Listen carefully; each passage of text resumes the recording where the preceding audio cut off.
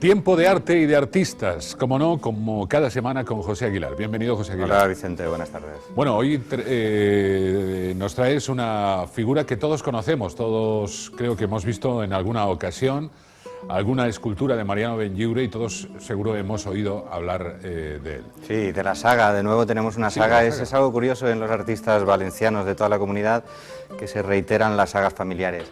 En el caso de Mariano Benlliure, como su propio nombre indica, es fácil para todo el mundo identificarlo con sus hermanos Blas, Juan Antonio, José, pintores. Él viene de una familia de artistas, su propio padre era pintor decorador y es seguramente a nivel clásico, en su época, el más portentoso de los escultores, no solo valencianos, sino españoles. ¿El que se formó en Valencia? Se formó, fíjate, es curioso, tenía, como estábamos comentando, la familia y el entorno artístico, pero en realidad es autodidacta, no acude a ninguna academia, lo cual es todavía mucho más sorprendente. O sea, que se formó el... Se forma, sí, de manera autodidacta y luego, claro, imbuido por el ambiente artístico de la familia, se marcha a Roma, como hacían casi todos los artistas en la época, y allí vive de pintar acuarelas, porque además era un gran dibujante. Hay bocetos y acuarelas de sus propias esculturas que son excepcionales. Vive de pintar acuarelas y entonces esculpe lo que le gusta o lo que apetece en cada momento. Y además con variedad, porque tanto trabajaba la piedra como la arcilla, como todo. Bueno, recordemos lo que sería en aquella época, ¿no? Marcharse a la aventura a una ciudad como Roma a buscarse la vida. Sí, además Mariano Benlliure era un personaje realmente inquieto, con un talante bohemio muy agradable. De hecho, en el estudio, cuando él regresa, porque consigue una medalla en París, una medalla muy importante, con una cantidad de obras increíbles que presenta, entre ellas el mausoleo del tenor Gayarre, y luego ya se crea el estudio en la calle Abascal en Madrid. Y aquello era un centro de tertulias donde pasaba toda la vida bohemia, intelectual y artística del Madrid de aquella época.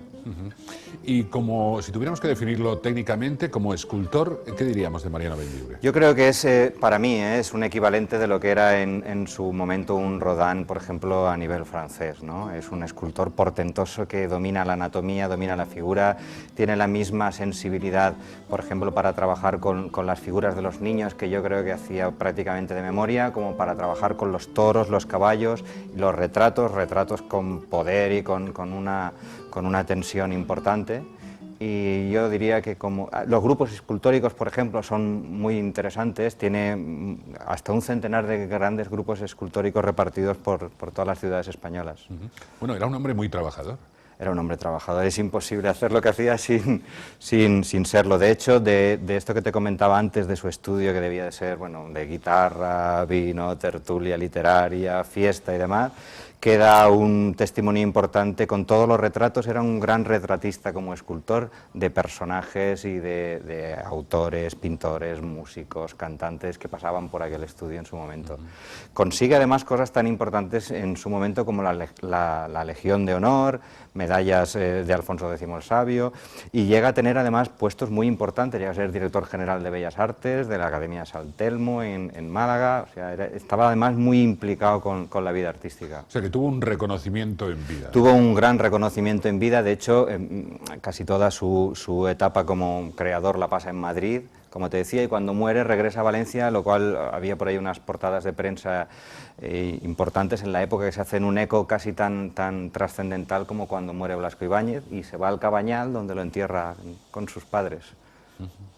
Oye, parece que tenga mucha importancia dentro de su obra y no sé realmente cuál será el peso específico que tiene todas esas escenas de caballos y de toros. Parece que son muy representativas de eso. Son muy representativas porque además era una época, él era aficionado además, y entonces las obras que trabaja, la forma de trabajar los toros y los caballos, que eran realmente complicados, es especialmente significativa. Hay un retrato de Francisco Domingo que él hace, que además era un pintor de toros y de caballos excepcional, y él tiene como escultor la misma fuerza.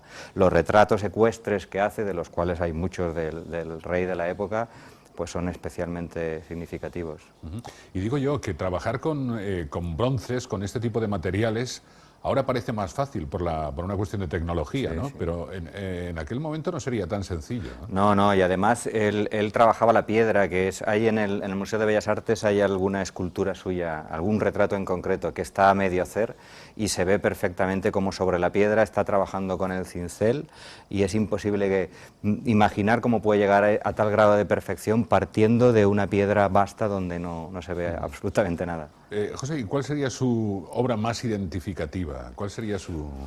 Yo me quedaría, por ejemplo, pues con el mausoleo de Gayarre o con el del entierro de Joselito, que son piezas excepcionales llenas de figuras, con un despliegue de composición, de tratamiento de las telas, era excepcional a la hora de tratar las telas y la anatomía.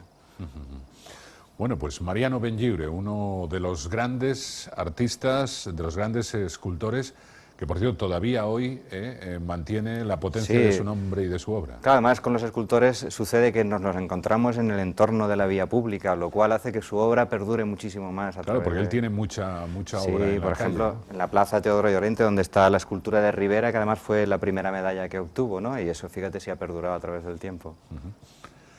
Pues José Aguilar, muchas gracias, Gracias a por ti, estar como con nosotros. siempre. Hasta la próxima semana. Hasta la próxima. Hasta ahora mismo.